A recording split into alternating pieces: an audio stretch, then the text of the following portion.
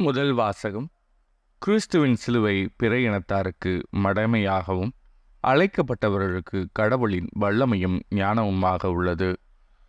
திருத்தூதர் பவுல் கொரிந்தியருக்கு எழுதிய முதல் திருமுகத்திலிருந்து வாசகம். அதிகாரம் 1, இறைவசனங்கள் 17 முதல் 25 முடிய. சகோதரர் சகோதரிகளே, திருமுழுக்கு கொடுப்பதற்கல்ல, நற்செய்தி அறிவிக்கவே கிறிஸ்து என்னை அனுப்பினார். மனித ஞானத்தின் அடிப்படையிலான சொற்களில் இந்நற்செய்தி அறிவித்தலாகாது. அவ்வாறு அறிவித்தால் கிறிஸ்துவின் சிலுவை பொருளற்று போய்விடும். சிலுவை பற்றிய வல்லமை அழிந்து போகிறவர்களுக்கு மடமையே, ஆனால் மீட்பு பெறும் நமக்கோ அது கடவுளின் வல்லமை.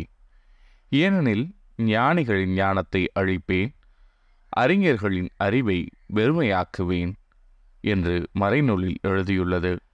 இவ்வுலகைச் சார்ந்த ஞானி எங்கே? அறிவாளி எங்கே? பாதிடுவோர் எங்கே? இவ்வுலக ஞானம் மடமை என கடவுள் காட்டிவிட்டார் அல்லவா?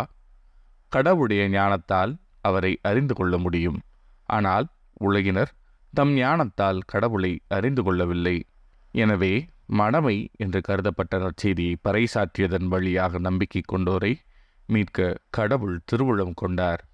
யூதரும் அரும் அடையாளங்கள் வேண்டும் என்று கேட்கிறார்கள். கிரேக்கர் ஞானத்தை நாடுகிறார்கள். ஆனால் நாங்கள் சிலுவையில் அறையப்பட்ட கிறிஸ்துவை பற்றி பறைசாற்றுகிறோம். அச்சிலுவை யூதருக்கு தடைக்கல்லாகவும் பிற இனத்தாருக்கு மடமையாகவும் இருக்கிறது. ஆனால் அழைக்கப்பட்டவர்கள் யூதரானாலும் கிரேக்கரானாலும் அவர்களுக்கு கிறிஸ்து கடவுளின் வல்லமையும் ஞானமுமாய் இருக்கிறார்.